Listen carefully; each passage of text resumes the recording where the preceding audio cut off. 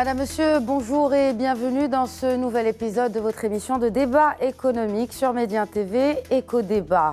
Aujourd'hui, spécial fiscalité dans le sillage des batteries de mesures activées il y a peu. Et on commence cette émission, comme le veut la tradition, avec l'édito.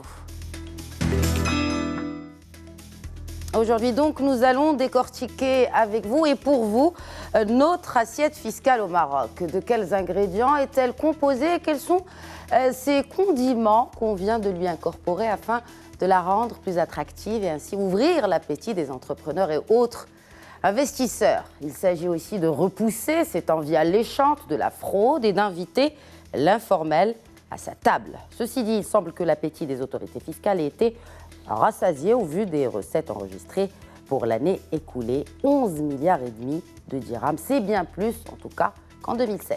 Une performance attribuée à l'IS et aux principales recettes douanières, mais c'est sans compter sur la TVA intérieure et les droits d'enregistrement.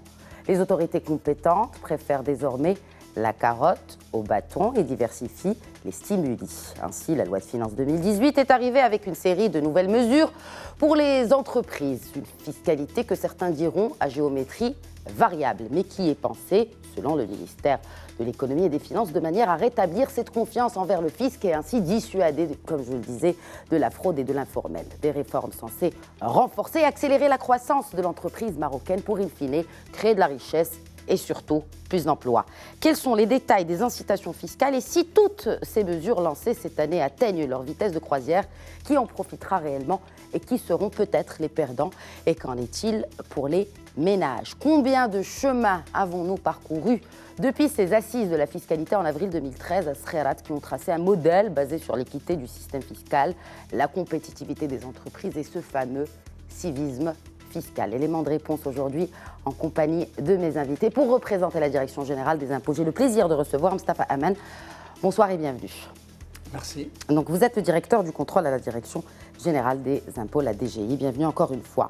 Enfin, c'est pour représenter l'ordre des experts comptables. J'ai le plaisir aussi de recevoir Essam Maghili. Bonjour et bienvenue. Merci.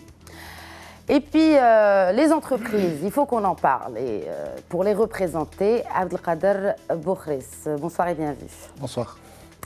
Également, un visage que vous connaissez certainement sur notre antenne, un expert en fiscalité et dans les affaires économiques et financières, Mehdi Faker. Bonsoir et bienvenue à vous aussi. Bonsoir. Alors, messieurs, bien sûr, comme pour planter le décor de cette émission, nous allons essayer d'abord de dresser le bilan de la fiscalité au Maroc. Bon, le Royaume a gagné beaucoup de place dans des classements mondiaux, notamment en termes de paiement fiscal. Est-ce qu'on peut dire aujourd'hui que nous sommes compétitifs en termes de fiscalité, fiscalement compétitifs? Mostafa Aman. Merci pour l'invitation, l'occasion de débattre de fiscalité avec des partenaires aujourd'hui incontournables que sont la CGM bien entendu et l'Ordre des experts comptables. Pour ce qui est un petit peu du bilan 2017, quand même on enregistre un bon comportement des recettes fiscales globalement avec un taux de progression en matière d'IS, de TVA aussi hier, mais avec une baisse quand même qu'il faut signaler en matière de droits d'enregistrement. Mais on peut dire que globalement, l'année 2017 a connu c'est une année pratiquement record des recettes fiscales là aujourd'hui. Pour parler des dispositions de la loi de finances 2018, on aura l'occasion de revenir tout à l'heure. Donc tout dépend de l'approche qu'on va retenir. Est-ce qu'on va retenir l'approche thématique, c'est-à-dire l'objectif dans lequel s'inscrit cette loi de finances par rapport aux dispositions qui ont été retenues, ou carrément, impôt par impôt, on aura l'occasion de revenir là-dessus. Pour ce qui est de la place du Maroc au niveau classement mondial, aujourd'hui, le Maroc, quand même, est à la 25e place mondialement. Il a gagné pratiquement 16 rangs sur une année et 21 rangs l'année précédente, ce qui fait quand même un gain de 37 places en 2 années. Si on le compare à d'autres pays de la région, qui sont le pays qui vient immédiatement après, il est pratiquement à la 140e ou 142e place, juste après nous, ce qui veut dire que sur ce plan-là, le Maroc est quand même très bien classé comparativement avec les pays qu'il s'agit de pays d'Afrique, MENA, ou même d'autres pays d'Asie ou d'Afrique ou d'Europe aussi. Abdelkader Boukhris, donc vous représentez les entreprises. Est-ce qu'aujourd'hui, vous pensez qu'effectivement, notre système fiscal permet justement à encourager l'investissement et que ce système fiscal soit compétitif? Merci d'abord de l'invitation et très honoré d'être sur ce plateau pour parler un peu de ce sujet fort intéressant et qui est surtout d'actualité, comme vous l'avez si bien dit, avec l'avènement de la loi de finances 2018.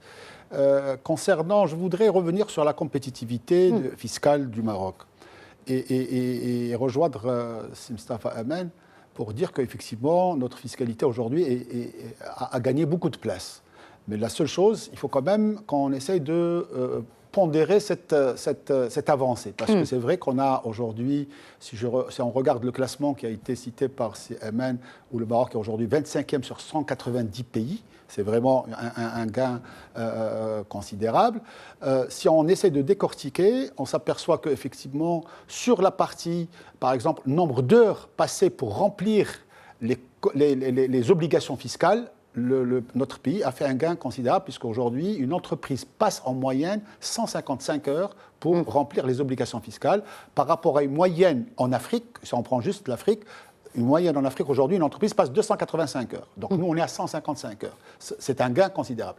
Deuxième aspect où on a fait un bond, c'est sur le nombre de paiements que nous effectuons. Aujourd'hui, une entreprise passe en moyenne, elle fait 6 paiements par an. Parce qu'il faut considérer que le paiement digital est un seul paiement. Même si on peut payer plusieurs impôts, c'est un seul paiement. Donc aujourd'hui, quand on paye la TVA, on paye par Internet. Et donc, ça fait 6 paiements. Sur la moyenne en Afrique, c'est 35 paiements. Vous voyez que le Maroc, il a 6 paiements par an. La moyenne en Afrique, c'est 30. Donc là, on a fait des avancées. Là où il reste encore des avancées à faire, c'est sur la pression fiscale et sur le poids de la fiscalité. Et là, je pense qu'on a encore un chemin à parcourir. Il y a un chemin qui a été parcouru depuis quelques années. On est à combien, juste pour que nos téléspectateurs aient une idée en chiffres? Aujourd'hui, la pression fiscale annoncée est de l'ordre de 26% sur le dernier classement. 26% si on prend le classement de l'OCDE. Est-ce que c'est une pression fiscale globale? Globale. Très bien. Alors maintenant, parce qu'on parle d'un autre chiffre qui est de 21%, donc juste pour qu'il n'y ait pas d'amalgame. Aujourd'hui, non. Aujourd'hui, le chiffre qui est annoncé par l'OCDE, c'est 26%. En tout cas, c'est les chiffres qui sont publiés. Oui. Là où on a encore un chemin à parcourir, comme je l'ai dit, c'est d'abord la concentration de l'impôt. Aujourd'hui, l'impôt est trop concentré. Aujourd'hui, 80% de l'impôt sur la société est concentré sur très peu d'entreprises. 73% de l'impôt sur le revenu est concentré sur une catégorie de personnes physiques. Donc c'est là où je pense qu'il y a encore un chemin à faire, il y a encore des efforts à faire, c'est-à-dire qu'on doit aller vers un élargissement de l'assiette. Et plus on va aller vers l'élargissement de l'assiette, et plus la pression va baisser pour qu'on puisse avoir un vrai système fiscal qui répond à l'équité fiscale. Aïssa Maghali, quand on parle justement de l'élargissement de l'assiette fiscale, qu'est-ce qui fait que ce soit ce chiffre de 80% qui paye l'essentiel des impôts dans ce pays? D'abord, merci beaucoup de nous avoir donné l'occasion, en tant qu'institution, l'Ordre des experts comptables, de participer à cet intéressant débat, effectivement. Pour dire que parler de la concentration, d'abord, le phénomène n'est pas un phénomène purement marocain. Très bien. C'est un phénomène, je dirais, que d'autres pays à économie similaire et partenaires aussi aujourd'hui vivent. La concentration est due en réalité à plusieurs facteurs. Ce n'est pas de taux aujourd'hui une concentration qui est due uniquement aux textes, je dirais, fiscaux, mais beaucoup plus, c'est mon point de vue en tout cas, entre autres, un manque de compétitivité de nos toutes petites entreprises et des PME. Je m'explique. Quand on prend aujourd'hui, en tant qu'observateur indépendant des entreprises et en tant qu'acteur aussi sur le terrain, on voit clairement que nos PME manquent de compétitivité, entre autres. Et bien évidemment, quand les PME manquent de compétitivité, il est tout à fait normal que leur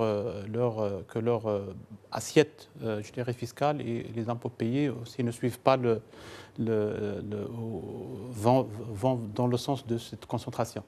L'autre élément important, c'était effectivement, et je pense que c'est connu de par tout le monde, ces dernières années, depuis les assises de Skhirat dont vous avez fait allusion tout à l'heure, effectivement, avec la digitalisation, avec les efforts aujourd'hui je dirais pédagogiques, entre autres des experts comptables et de tous les intervenants de la chaîne, je pense que les PME aujourd'hui ont commencé à passer de plus en plus à la transparence. Le poids de l'informel aussi est pour quelque chose. Donc c'est plusieurs facteurs, plusieurs variables qui entrent en jeu. Avec la digitalisation, par exemple, Mostafa Ahmed tout à l'heure a parlé d'une croissance des recettes fiscales de l'IS, par exemple. Il faut peut-être, à mon avis, faire une analyse un peu plus détaillée pour voir d'où vient cette augmentation de l'IS. Est-ce qu'aujourd'hui, nos entreprises, de manière générale, ont commencé à changer de comportement et commencent de plus en plus à payer plus d'impôts, par exemple, en matière de l'IS, en matière de la TVA et autres? Je pense que oui, parce que, en tant qu'observateur indépendant, encore une fois, avec la digitalisation, avec la pression, avec l'accompagnement des professionnels, il ne faut pas oublier que les professionnels du chiffre que nous sommes, on accompagne quand même les entreprises pour qu'elles remplissent leurs obligations fiscales, y compris les déclarations dont a parlé Séboukhris. Et on voit clairement sur le terrain qu'effectivement, le comportement fiscal des entreprises, ces dernières années, change de plus en plus, vers plus de paiement d'impôts, vers plus de régularité, de conformité au texte, et de transparence. Grâce aussi à un accompagnement pédagogique des professionnels que nous sommes aussi. Vous avez évoqué un point très important que j'évoquais dans mon édito, c'est ces deuxièmes assises de la fiscalité en 2013. Donc en 4 ans, Mehdi Fakher, pensez-vous que la relation de partenariat et de confiance avec le contribuable est rétablie depuis ces assises? C'est prématuré de répondre à cette question parce que... Ça fait quand même 4 ans que ces assises ont eu lieu. Donc, il y a bien sûr en 4 ans, si on pouvait faire une évaluation de ce chemin parcouru. Absolument. Il y a plusieurs chantiers qui ont été lancés, sur lesquels il y a un travail énorme qui est fait par l'administration fiscale en vue de, je dirais, mettre en œuvre certaines de ces recommandations. Le chemin il est encore long, comme l'a si bien dit c'est Abdelkader. Maintenant, pour faire une évaluation qualitative, comportementale, je dirais c'est un peu prématuré, dans la mesure où nous sommes toujours en face à des phénomènes tels que vous venez de citer, c'est-à-dire cette concentration d'impôts. Donc nous ne sommes pas encore à une adhésion générale de l'ensemble du tissu économique à cette vision des choses, c'est-à-dire la charge, je dirais en quelque sorte, la contribution de l'ensemble des acteurs et des contribuables, il n'est pas encore rétabli. Nous sommes toujours sur des phénomènes de concentration, nous sommes toujours sur des phénomènes qui sont, je dirais, nuisibles à cette relation de confiance. Nous avons des entreprises qui sont en sommeil, nous avons toujours des impôts, plutôt des entreprises qui sont en déficit chronique, nous avons aussi des entreprises qui ont toujours un crédit de TVA aussi qui est chronique, structurel. L'idée aujourd'hui, c'est de dire, nous avons une vision globale qui a bien été tracée, établie. Maintenant, dans le cadre de la mise en œuvre, il faut une évaluation, certes quantitative, et je salue bien sûr les chiffres qui sont très intéressants, qui viennent d'être cités, l'augmentation record, nous venons de frôler la barre des 200 milliards en termes de recettes fiscales, le chiffre vient d'être publié tout récemment, mais nous sommes en train toujours, je dirais, de bloquer sur certains comportements. Nous sommes toujours... Lesquels ? C'est-à-dire la sous-déclaration, la non-adhésion, la non-régularité, je dirais parfois même le chemin inverse, c'est une fuite en avant. Certains contribuables cherchent aujourd'hui à liquider devant bien sûr la dématérialisation qui impose plus de restrictions, plus de rigueur en matière je dirais de déclaration fiscale. Certains contribuables cherchent à liquider, à fuir, à chercher à revenir vers l'informel. Donc l'analyse comportementale malheureusement n'est pas encore bien établie, nous n'avons pas encore la visibilité, cette vision.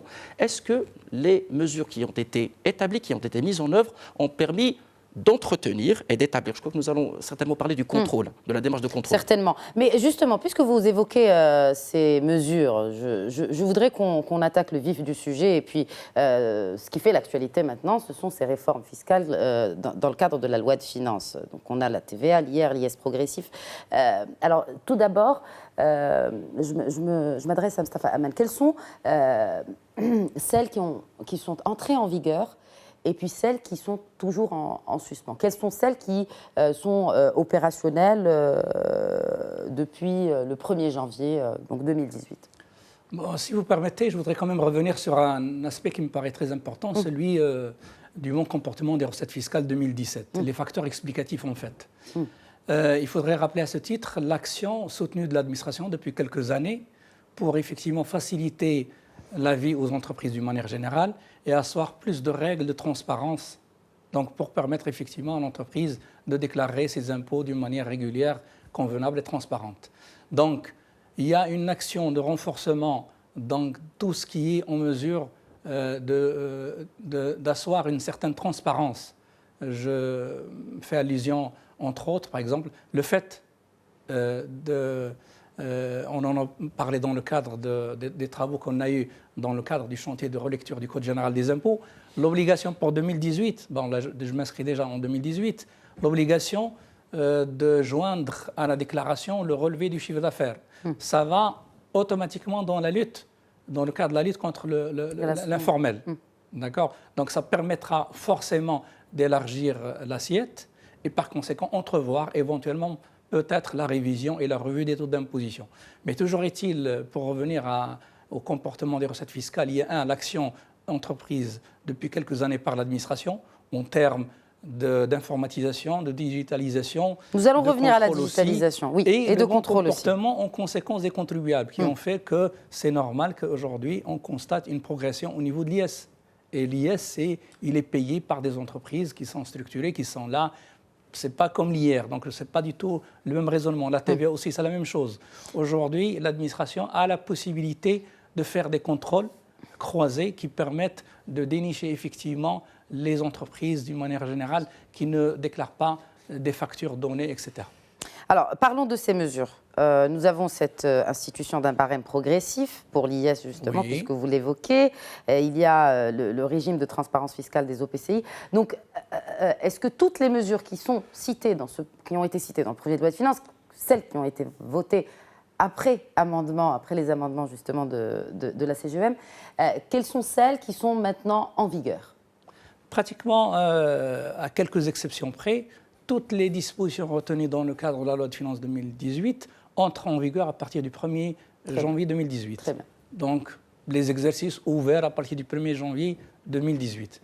Donc, vous avez par exemple l'IS progressif, bon, sans rappeler qu'auparavant il y avait, je crois, 4 tranches. Maintenant, on passe à 3 tranches. Auparavant, on était dans le proportionnel. Aujourd'hui, on passe au progressif. Donc, tout ceci intervient effectivement suite aux assises nationales sur la fiscalité tenues en avril 2013 et dans lesquelles cette demande a été exprimée d'instaurer un IS progressif. Abdelkader Boukhri, est-ce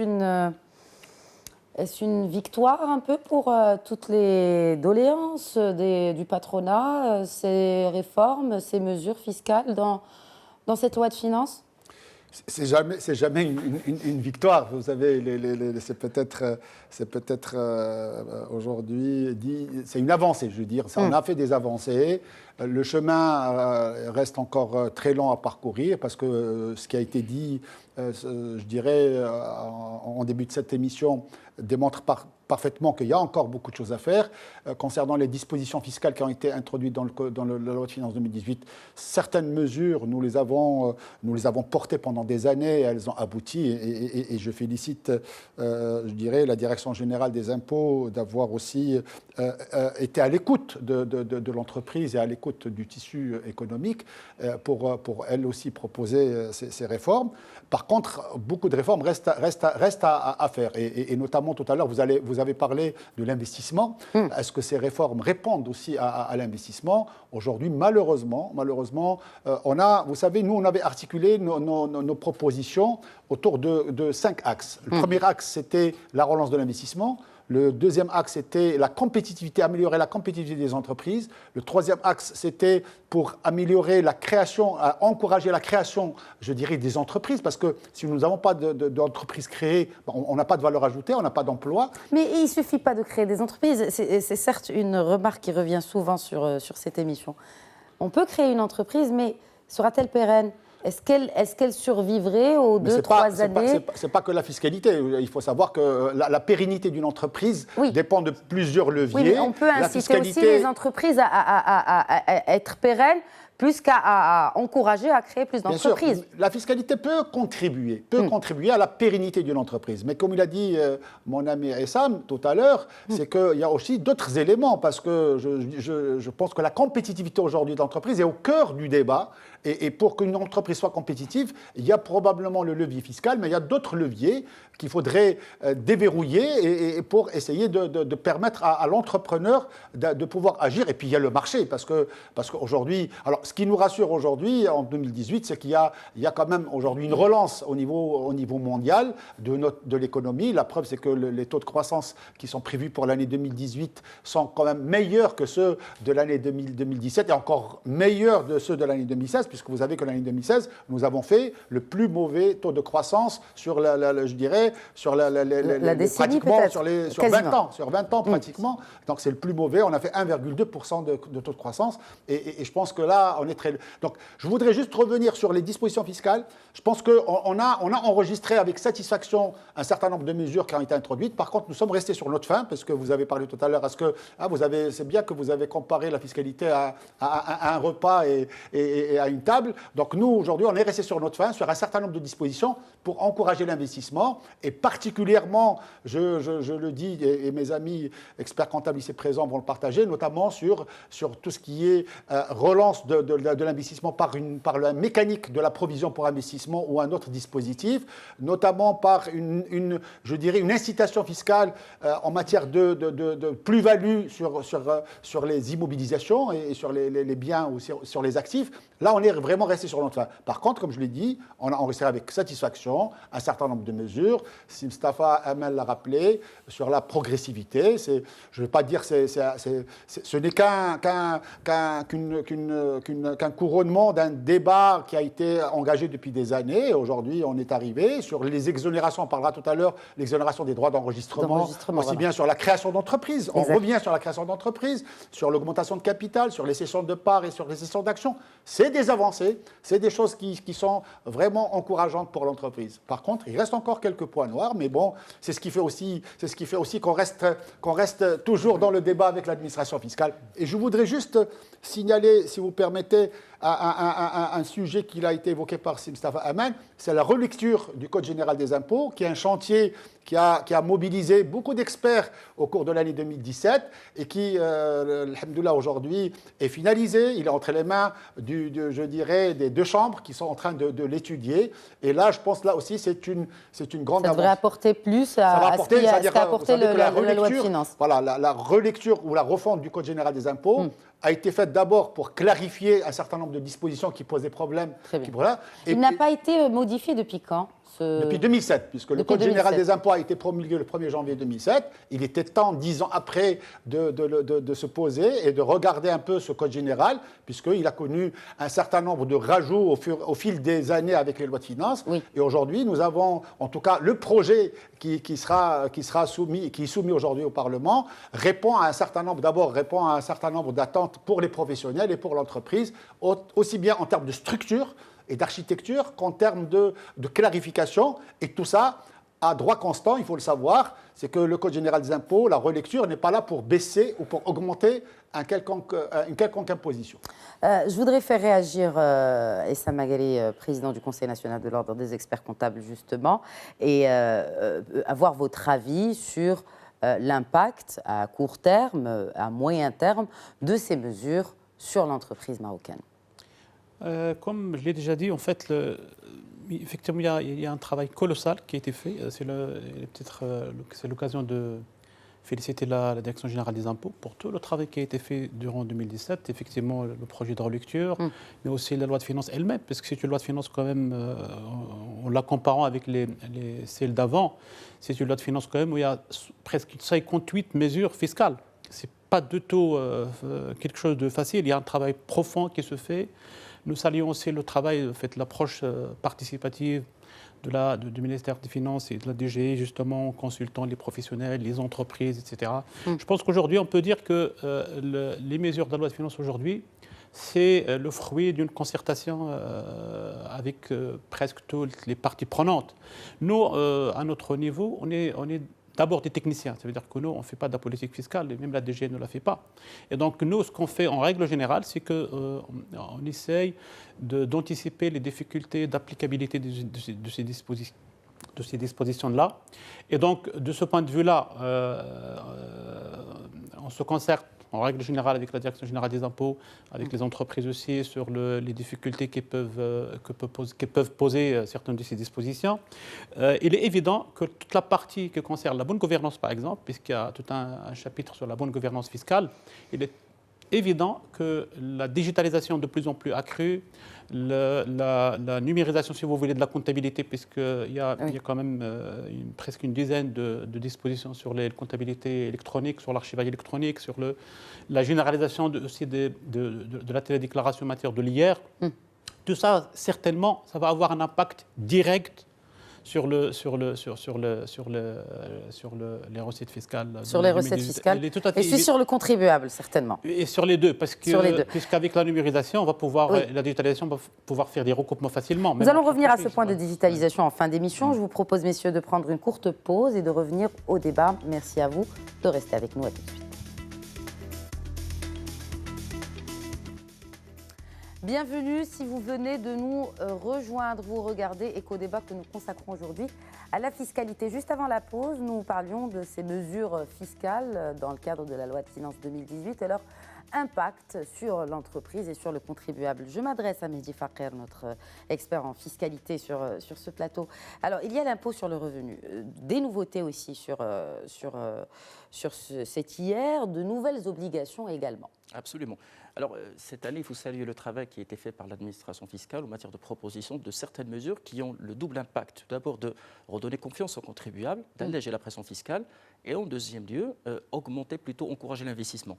Je cite l'uniformisation du barème du calcul de l'IR sur les revenus fonciers, les plus-values réalisées sur le revenu foncier, le retour aux anciennes règles en matière de calcul de la plus-value sur les biens acquis par voie d'héritage, l'extension, et ça c'est du social, du régime de la kafala pour qu'ils puissent bénéficier du même avantage fiscal que pour le régime bien sûr des ascendants et descendants, mais également, il ne faut pas l'oublier, le programme Tahfiz, qui a été relifté pour permettre un petit peu d'élargir le nombre de bénéficiaires de 5 à 10 dans la limite bien sûr de 10 000 dirhams. Ceci bien sûr pour booster et pour encourager et pour permettre une marge confortable pour les entreprises qui viennent d'être créées, parce que le bénéfice bien sûr c'est pour les entreprises récemment créées afin qu'ils puissent embaucher le maximum et permettre par la suite une fer de relance pour leur début d'activité.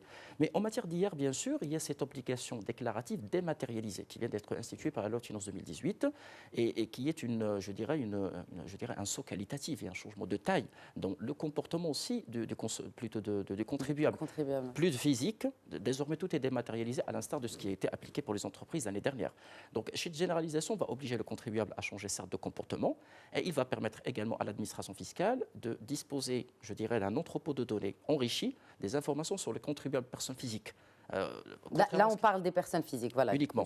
C'est-à-dire aujourd'hui, je ne parle pas des personnes physiques professionnelles, je parle des personnes physiques qui ont plus d'une catégorie d'impôts. Pas uniquement. Les personnes qui ont uniquement des revenus salariaux ne sont pas concernées. Mais des personnes qui ont des revenus salariaux et autres revenus, notamment des revenus fonciers, doivent bien sûr souscrire à cette obligation dématérialisée. Alors l'obligation existe depuis... Mais comment on peut être sûr que ces personnes vont justement coller à ces obligations en toute transparence, notamment en ce qui concerne ces personnes physiques? Alors aujourd'hui, l'administration dispose de moyens de recoupement, parce qu'aujourd'hui, il y a bien sûr l'identifiant, je dirais, national, qui est bien sûr le numéro de la carte d'identité nationale. Il y a également des actes qui sont déposés au niveau des services de l'enregistrement qui permettront de challenger les personnes qui souscrivent à certains actes de location, de vente, pour par la suite, bien sûr, faire des recoupements.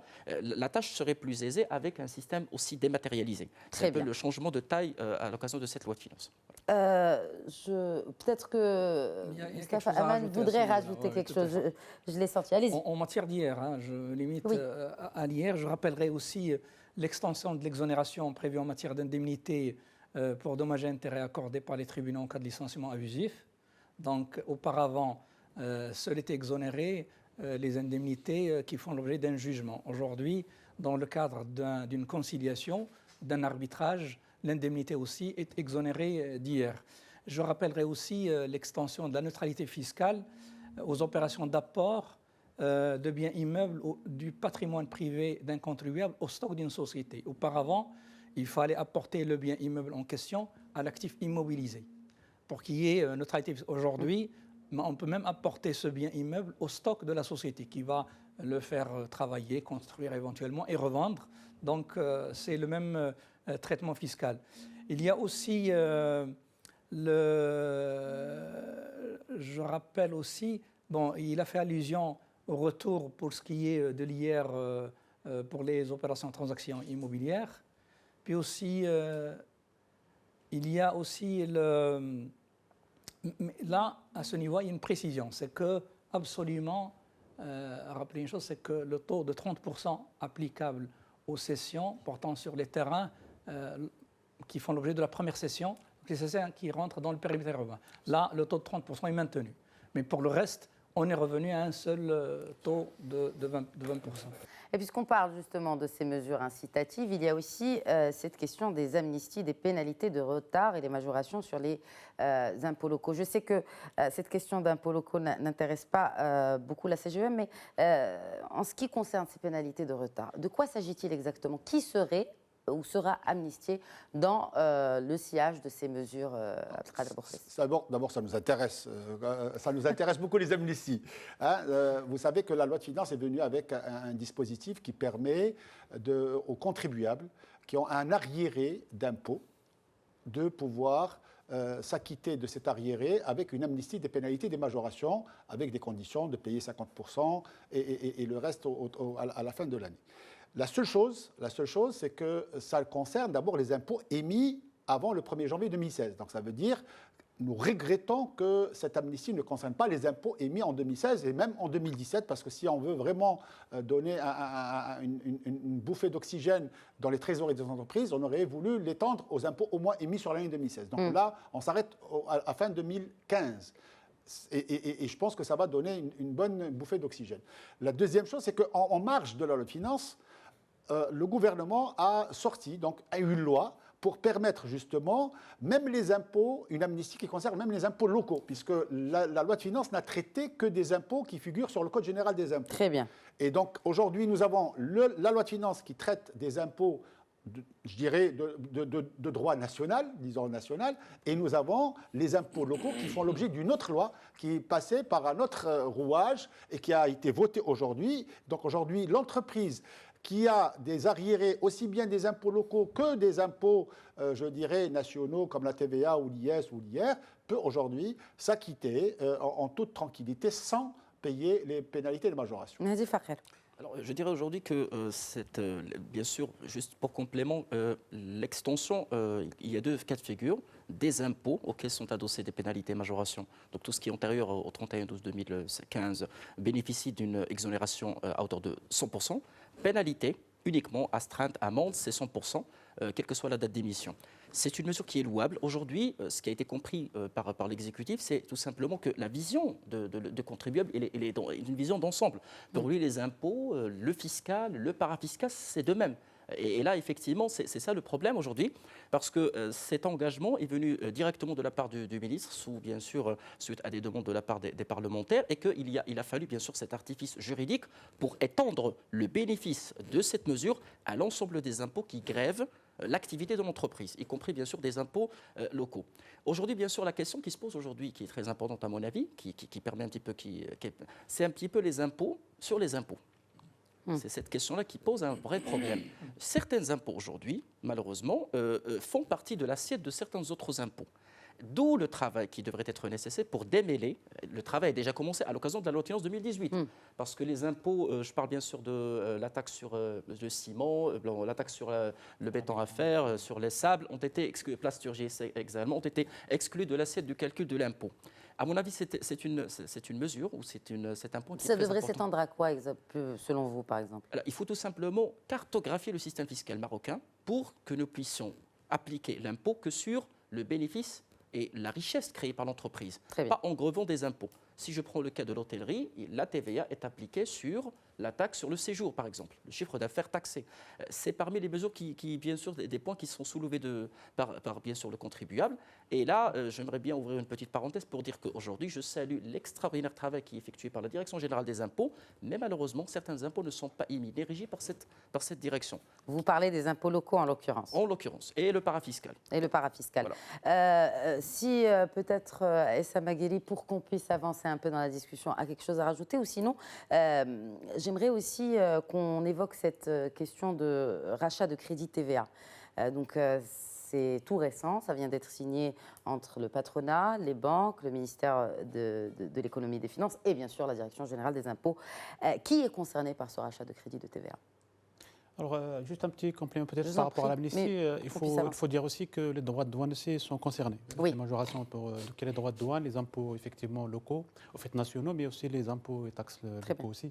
Alors, pour le remboursement de la TVA, je pense qu'on revient toujours aux assises de 2013, puisqu'on peut parler d'une nouvelle réforme fiscale marocaine depuis 2013. Et effectivement, parmi les axes majeurs des assises de 2013, de avril 2013, c'est la réforme de la TVA. Et la TVA aujourd'hui, quand on parle du mécanisme de la TVA doit être neutre pour l'entreprise. Ça veut dire que pour un assujetti à la TVA, il paye la TVA à ses fournisseurs, il collecte la TVA auprès des clients, il fait la déduction de ce qu'il a payé aux fournisseurs et la différence, il est versé au trésor public. Alors, pour aller dans ce sens-là, beaucoup d'efforts ont été faits en réalité. Si on prend les dernières lois de finances, vous avez beaucoup de mesures et de dispositions qui vont dans ce sens, y compris le remboursement de la TVA qui a été, il y a 2 ans ou plus, de remboursement de butoir, de la TVA de butoir qui est le différentiel de taux, y compris aussi l'abandon de la règle de décalage d'1 mois pour récupérer la TVA payée aux fournisseurs, y compris l'effort qui a été fait pour regrouper le taux pour arriver à 2 taux, 3 taux maximum. Il y a un travail colossal qui a été fait depuis 2013 pour essayer d'aller vers une TVA qui soit neutre pour l'entreprise et qui ne soit pas une contrainte sur le plan de trésorerie pour l'entreprise. Notamment, la problématique de remboursement de TVA. On le sait tous, on a un article 103 du Code général des impôts qui prévoit un certain nombre de cas, 103 et 103 bis, qui donne le droit aux entreprises pour être remboursées de la TVA, justement, de crédit de TVA sur l'État. Et cet effort-là est couronné ces derniers jours par la signature d'une convention avec les mais qui est concerné par cette convention ? Alors, ceux qui sont concernés, ce sont les entreprises privées. Donc, on parle de 10 milliards ou de 11 milliards de dirhams de TVA qui est dans le pipe. On parle bien évidemment des dossiers de remboursement de TVA qui sont déposés par les entreprises privées. Donc, on exclut toutes les entreprises publiques. Mais qu'en est-il justement de ces entreprises publiques qui travaillent avec l'État et qui ne sont pas payés à temps, du coup, ça affecte leur trésorerie et du coup, ils ne peuvent pas rembourser la TVA. Alors, justement, cette réforme de la TVA, sauve-t-elle l'entreprise privée ?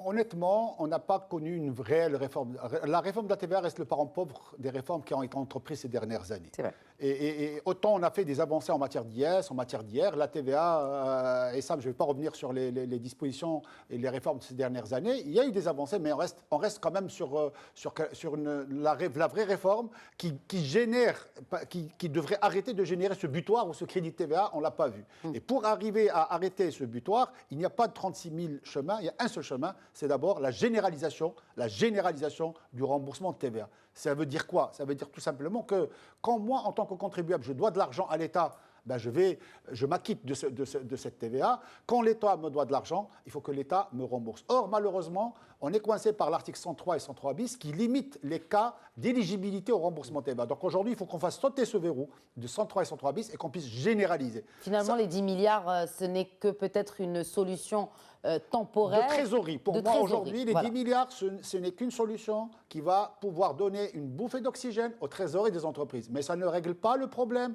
de la création de la création du crédit de TVA. On a certes aujourd'hui, on a fait ces dernières, c'est-à-dire il y a 2 ans, comme l'a rappelé Essam, la possibilité du remboursement du crédit TVA issu de l'investissement, c'est une avancée, c'est important. Mais aujourd'hui, il faudrait qu'on puisse avoir la généralisation. Et je pense qu'il est temps aujourd'hui de s'intéresser à la réforme de la TVA, surtout, comme vous l'avez si bien rappelé, comme l'a rappelé Si Mehdi, c'est-à-dire qu'on est quand même dans une embellie aujourd'hui fiscale, en termes de recettes fiscales. Nous avons fait 200 milliards et ce n'est que dans des années où on a, je dirais, une recette fiscale qui est ascendante, où on peut oser faire des réformes.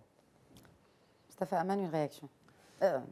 Tout à fait. Peut-être que vous vouliez répondre. La première par rapport à l'amnistie fiscale, il faut peut-être rappeler 2 choses. La première, c'est que c'est vrai que cette amnistie s'applique aux émissions des impôts avant le 1er janvier 2016. Là, elle bénéficie de la remise totale des majorations, pénalités et ce qui s'ensuit.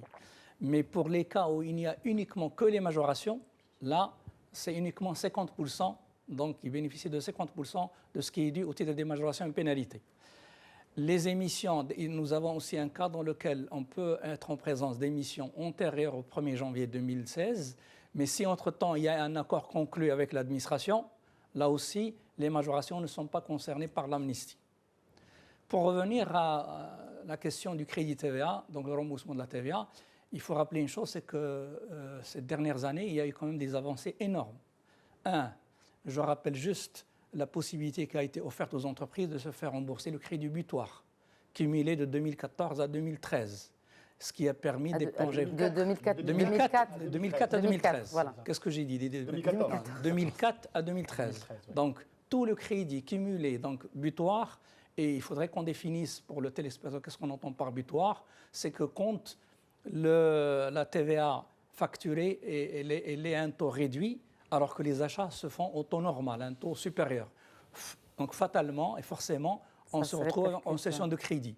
Donc les entreprises qui sont bénéficiées donc, du droit au remboursement, on peut quand même avoir la possibilité de se faire rembourser ce crédit butoir. Aujourd'hui, la possibilité qui est ouverte, c'est une convention a été signée, donc la presse l'a relayée le 24 janvier, donc elle entre en vigueur lundi prochain. Effectivement, elle permet aux entreprises de se faire financer par les banques les crédits demandés en remboursement auprès de l'administration, à charge pour l'administration, effectivement, de rembourser les banques sur une période de 5 années à échéance fixe et à des montants fixes. Rapidement, pour parler de dématérialisation, on parle beaucoup de dématérialisation, de digitalisation. Quelles répercussions sur le contribuable? Tout d'abord, certes, on a vu que ça a eu des répercussions sur les recettes fiscales qui sont en hausse donc pour l'exercice 2017. Quel effet sur le contribuable? Les répercussions ne peuvent être que positives, aussi bien pour le contribuable que pour le citoyen d'une manière générale. Il n'y a qu'à voir effectivement le temps passé pour faire ces déclarations ou pour faire le paiement. Je cite juste comme exemple, à l'époque, le paiement de la vignette, le temps que ça demandait, c'était des journées interminables pour l'administration et un temps fou perdu par les citoyens et les contribuables pour s'acquitter justement du paiement de cette vignette. Mais qui paye cette digitalisation, Mustafa Aman? C'est un service qui est rendu donc, aux contribuables pour lui faciliter la tâche d'une manière générale. Forcément, quelque part, ça a un coût, mais c'est bénéfique pour tout le monde, et pour l'administration. Donc le contribuable paye pour payer ses impôts, en fait. Non, mais qu'est-ce qu'il paye finalement? Je prends un cas très simple. Imaginez quelqu'un qui se déplace. Après, imaginez quelqu'un qui se déplace de Ain Seba jusqu'à Rachidi, par exemple, pour le cas de Casablanca, pour payer ses impôts. Le temps que ça va lui permettre de gagner, le fait de payer d'une manière dématérialisée, faire sa déclaration et télépayer sur la base d'un simple clic. Donc là, c'est quand même une avancée énorme qui a été faite et qui bénéficie à tous forcément. À tous. Mehdi Fakhrel, peut-être une réaction? Absolument. Alors pour moi, la digitalisation, c'est une chance énorme pour révolutionner notre fiscalité. Aujourd'hui, l'administration fiscale va disposer d'un entrepôt de données enrichi qui va leur permettre de définir de façon scientifique et de, architecturer de façon scientifique les mesures, parce que nous avons une idée sur la pression fiscale, sur les bons contribuables, sur les secteurs qui sont en crise, sur les secteurs qui nécessiteraient un encouragement pour qu'ils puissent être boostés. Donc cet écosystème fiscal dématérialisé, c'est une chance énorme pour l'administration fiscale pour imaginer des mesures qui sont justifiées. N'oublions pas la loi, plutôt le dispositif dispositions de la loi organique des finances qui obligent à justifier chaque disposition fiscale par rapport à des éléments qui sont concrets, concrétisés. Aujourd'hui, ce n'est plus un argumentaire qui est qualitatif, c'est un argumentaire aujourd'hui qui se doit d'être quantifié et expliqué de façon scientifique. Très bien. Nous allons terminer avec ce point très important qui tient à cœur et au patronat et certainement aux représentants des experts comptables. Il s'agit de, vous l'aviez évoqué, Mustapha Aman, en début d'émission, sur les mesures incitatives pour l'investissement. De quoi s'agit-il? Alors, je citerai quelques dispositions qui ont été prises dans le but d'inciter l'investissement et la promotion d'emploi. Nous citons le cas des actes de constitution de société et d'augmentation de capital qui bénéficient aujourd'hui de l'exonération en matière de droit d'enregistrement. Très important. Nous avons aussi le cas de l'exonération des actes d'acquisition de terrains nus destinés à la construction d'établissements hôteliers. Donc là aussi, c'est dans le but de promouvoir et d'encourager l'investissement dans ce secteur. Nous avons aussi la réduction d'impôts donc pour les entreprises qui prennent des participations dans des entreprises jeunes et innovantes. Innovantes pour les startups. Nous avons aussi l'encouragement du secteur de l'animation touristique qui bénéficie des mêmes avantages que les établissements hôteliers aussi. Nous avons aussi le remboursement du crédit de taxe en faveur des entreprises de dessalement de l'eau de mer. Nous avons aussi le régime de report de déficit pour les entreprises dans le cadre de fusion et de scission.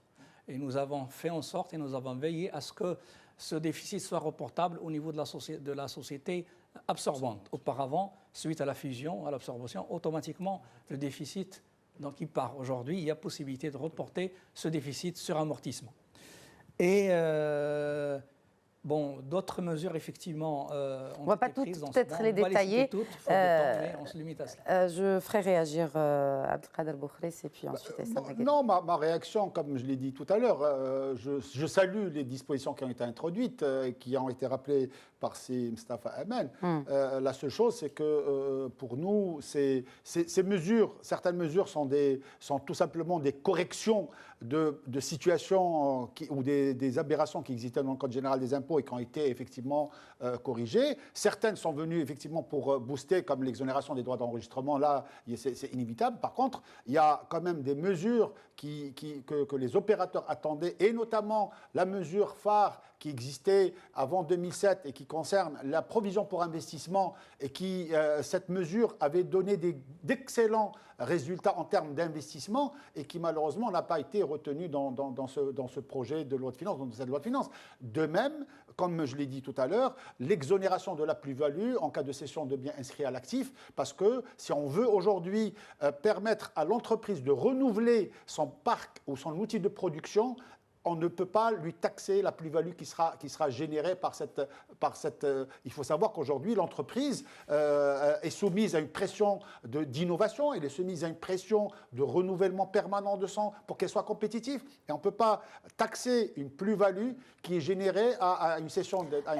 Puisque vous parlez d'innovation, brièvement, Mustapha Aman, est-ce qu'aujourd'hui la DGI a les outils nécessaires pour taxer les entreprises dans le digital, qui opèrent dans le digital ? Aujourd'hui, il y a une action qui est en cours avec d'autres organismes. Je fais allusion à l'Office d'échange. Donc, pour effectivement... C'est en cours. Oui, tout à fait. C'est en cours. Un dernier mot, Essam Maghari. Très bien. En fait, je confirme tout ce qui a été dit. Un grand effort a été fait, un travail colossal a été fait. On ne peut que féliciter la DG pour tout ce qui a été fait. Sur une cinquantaine de mesures aujourd'hui, je parle techniquement, il y a un peu de tout. Il y a du social, il y a de l'encouragement de l'investissement, il y a aussi de l'amnistie. Il ne faut pas oublier de citer l'amnistie pour les personnes étrangères résidentes au Maroc. Oui. Qui peuvent justement souscrire à cette amnistie. Il ne faut pas oublier aussi l'institution de la mesure visant la mise en œuvre des engagements découlant des conventions fiscales internationales pour l'échange automatique des renseignements. Il y a beaucoup de choses. Maintenant, le travail, c'est un travail, à mon avis, la dynamique qui est lancée, et c'est un travail contenu et soutenu. Je suis sûr que la DG va continuer sa concertation avec les entreprises, avec toutes les parties prenantes. Donc, je pense que les experts comptables en font partie, et que techniquement, on va faire de notre mieux pour accompagner et la DG et les entreprises pour plus je dirais, d'efficacité et d'efficience de notre système fiscal aujourd'hui. En moins d'une minute, Mehdi Fakhri. Alors, je dirais aujourd'hui que le Maroc il est devant une phase transitoire très importante. Le discours de Sa Majesté du 13 octobre est très clair. Il faut refondre notre modèle de développement. Dans sa partie économique, il faut refondre notre modèle économique. Et le levier fiscal, il est vital. Et je salue depuis 2017 cet effort d'allier et d'aligner les mesures fiscales aux politiques sectorielles de l'État. En tout cas, beaucoup de félicitations pour l'institution que vous représentez, Mustapha Hamane. Et puis, en tout cas, le débat fut très enrichissant. On a su un peu plus. J'espère que nos téléspectateurs ont profité des éclairages des experts qui étaient sur le plateau d'Éco-Débat. Messieurs, encore une fois, merci d'avoir accepté l'invitation de l'émission et de Média TV. Merci à tous de nous avoir suivis. Je vous donne rendez-vous la semaine prochaine pour un nouvel épisode de votre rendez-vous de l'économie sur Média TV. Excellente suite des programmes sur notre antenne.